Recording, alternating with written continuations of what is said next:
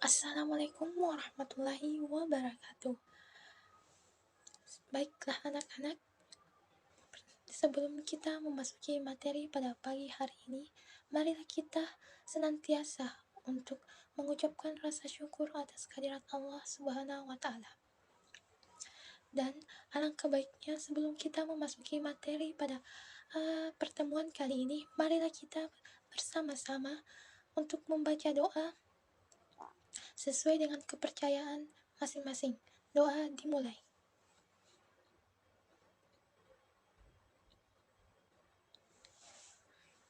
Selesai. Baik, pada pertemuan kali ini kita akan membahas mengenai sistem komputer. Baik, pada pertemuan kali ini kita akan membahas dua materi pokok, yaitu yang pertama pengertian sistem komputer, dan yang kedua yaitu komponen-komponen yang terdapat pada sistem komputer.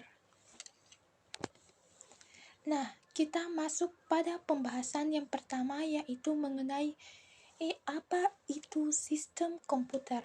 Nah, ada yang tahu apa itu sistem komputer? Nah, sistem komputer adalah elemen-elemen yang terdapat untuk menjalankan suatu aktivitas dengan menggunakan komputer. Elemen dari sistem komputer terdiri dari manusianya, brainware, perangkat lunak, software, sel instruksi, dan perangkat keras yaitu hardware. Dengan demikian, komponen tersebut merupakan elemen yang terlibat dalam suatu sistem komputer. Tentu saja, hardware tidak berarti apa-apa jika tidak ada salah satu dari dua lainnya, yaitu software dan brainware. Contoh sederhananya saja, siapa yang akan menghidupkan komputer jika tidak ada manusia, atau akan menjalankan perintah apa komputer tersebut jika tidak ada softwarenya. Arsitektur von Neumann menggambarkan komputer dengan 4 bagian utama, yaitu yang pertama unit aritmatika dan logis atau ALU, unit kontrol, memori, dan alat masukan dan hasil secara kolektif dinamakan input dan output. Bagian ini dihubungkan oleh berkas kawat atau yang biasa kita sebut dengan bus. Baik, dari pembahasan saya tadi mengenai apa itu sistem komputer, apa adakah yang ingin ditanyakan? Silahkan. Baik, jika tidak ada yang ingin ditanyakan, kita lanjut pada materi yang kedua, yaitu mengenai komponen-komponen yang ada dalam komputer. Baik, pada pembahasan komponen-komponen pada sistem komputer ini, komponen-komponen terbagi menjadi 3 bagian, yaitu seperti yang tadi saya sudah sebutkan pada penjelasan yang pertama, yaitu yang pertama ada hardware atau yang biasa kita sebut dengan perangkat keras. Nah, hardware ini terbagi kembali menjadi beberapa bagian, yaitu seperti processing device, input device, output device, dan stroke device. Perangkat hardware ini dapat kita lihat dan dapat kita sentuh secara fisik, seperti perangkat-perangkat masukan, perangkat pemroses, maupun perangkat keluaran. Peralatan ini umumnya cukup canggih. Dia dapat bekerja berdasarkan perintah yang ada padanya, yang disebut dengan instruction set. Dengan adanya perintah yang dimengerti oleh mesin tersebut, maka perintah tersebut melakukan berbagai aktivitas kepada mesin yang dimengerti oleh mesin tersebut, sehingga mesin bisa bekerja berdasarkan susunan perintah yang didapatkan olehnya.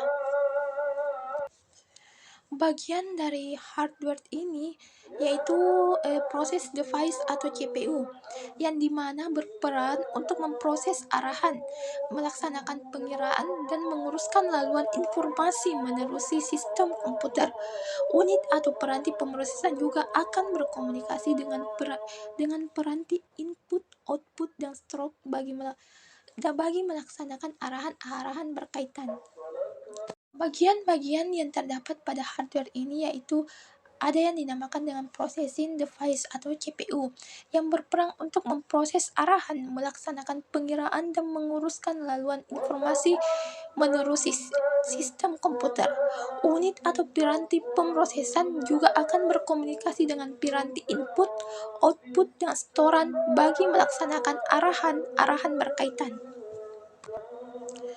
Dalam komputer-komputer modern seperti sekarang ini, kedua unit ini terletak dalam satu sirkuit terpadu yang biasa disebut CPU atau Control Processing Unit.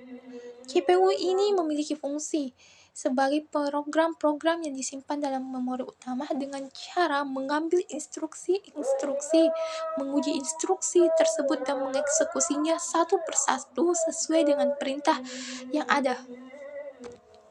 CPU ini kembali terbagi lagi menjadi dua bagian utama, yaitu ada yang dinamakan dengan ALU atau Arithmetic Logic Unit. Unit aritmetika dan logika adalah alat yang melakukan semua operasi aritmetika dengan dasar penjumlahan, sehingga sirkuit elektronik yang digunakan disebut adder juga melakukan keputusan dari suatu operasi logika sesuai dengan instruksi program. Bagian keduanya yaitu CU atau Control Unit. Control Unit ini mengatur dan mengendalikan semua peralatan yang ada pada sistem komputer. Kapan alat input menerima data dan kapan data diolah serta kapan ditampilkan pada alat output. Mengartikan instruksi-instruksi dan dari program komputer, membawa data dari alat input ke memori utama, mengambil data dari memori utama untuk diolah, mengirim instruksi ke ALU jika ada instruksi untuk perhitungan aritmetika atau perbandingan logika, membawa hasil pengolahan data kembali ke memori utama lagi untuk disimpan dan pada saatnya akan disajikan ke alat output. Bagian yang kedua yaitu input-output device. Nah, input device adalah perangkat keras komputer yang berfungsi sebagai alat untuk memasukkan data atau perintah ke dalam komputer. Alat-alatnya seperti keyboard, mouse, scanner, mikrofon, dan masih banyak yang lainnya. Nah, yang kedua yaitu output device. Output device adalah perangkat keras komputer yang berfungsi untuk menampilkan keluaran sebagai hasil pengolahan data. Keluaran dapat berupa hard copy ke kertas, soft copy ke monitor, atau berupa suara. Alatnya antara lain adalah monitor, printer, dan speaker. Yang keempat yaitu straw device. Register CPU berukuran kecil ini sehingga tidak dapat menyimpan semua informasi, maka CPU harus dilengkapi dengan alat penyimpanan berkapasitas lebih besar yaitu memori utama, yang terbagi menjadi dua yaitu yang pertama internal straw adalah media penyimpanan yang terdapat di dalam komputer yaitu RAM dan ROM. RAM itu berfungsi untuk menyimpan program yang kita olah untuk sementara waktu, dapat diakses secara acak, dapat diisi atau ditulis, diambil atau dihapus isinya. Sedangkan ROM itu adalah memori yang hanya bisa dibaca dan berguna sebagai penyedia informasi pada saat komputer pertama kali dinyalakan.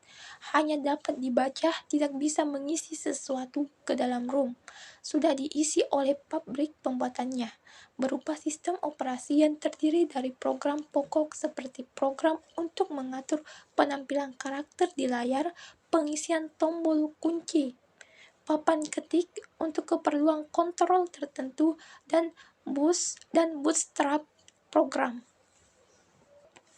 Yang kedua yaitu external stroke, yang mana perangkat keras untuk melakukan operasi penulisan, pembacaan, dan penyimpanan data di luar komponen utama, yaitu hard disk, CD-ROM, DVD, dan lain sebagainya. Komponen yang kedua yaitu software atau perangkat lunak, rangkaian prosedur dan dokumentasi program yang berfungsi menyelesaikan masalah yang dikehendaki, merupakan data elektronik yang disimpan sedemikian rupa oleh komputer itu sendiri. Data yang disimpan ini dapat berupa program atau instruksi yang akan dijalankan oleh perintah maupun catatan-catatan yang diperlukan oleh komputer untuk menjalankan perintah yang dijalankan. Software atau perangkat lunak ini terbagi kembali menjadi tiga, yaitu yang pertama, operating system. Operating system ialah program dasar pada komputer yang menghubungkan pengguna dengan hardware komputer. Perangkat lunak yang dihubungkan dengan pelaksanaan program dan koordinasi dari aktivitas sistem komputer. Ada beberapa macam sistem operasi, di antaranya yaitu Linux, Windows, dan MS-OS. Tugas sistem operasi termasuk, tetapi tidak hanya mengurus perjalanan program di atasnya, koordinasi input, output, pemrosesan memori, serta penginstalan dan pembuatan software. Bagian yang kedua yaitu application program, yaitu program komputer yang siap digunakan atau disebut juga program siap pakai. Program paket digunakan untuk aplikasi bisnis secara umum, aplikasi khusus di bidang industri, aplikasi untuk meningkatkan produktivitas organisasi atau perusahaan, dan aplikasi untuk produktivitas perorangan. Contohnya adalah Microsoft Word dan Microsoft Excel. Bagian yang ketiga yaitu language program. Language program atau bahasa pemrograman adalah bahasa yang digunakan oleh manusia untuk berkomunikasi dengan komputer. Karena komputer memiliki bahasa sendiri, maka komputer tidak akan merespon selain menggunakan bahasa pemrograman seperti bahasa komputer yang digunakan untuk menulis instruksi program untuk melakukan suatu pekerjaan yang dilakukan oleh programmer. Contohnya yaitu seperti Visual Basic, Turbo Pascal, dan Delphi. Baik, komponen yang ketiga yaitu mengenai brainware. Brainware adalah orang yang mengoperasikan sebuah komputer.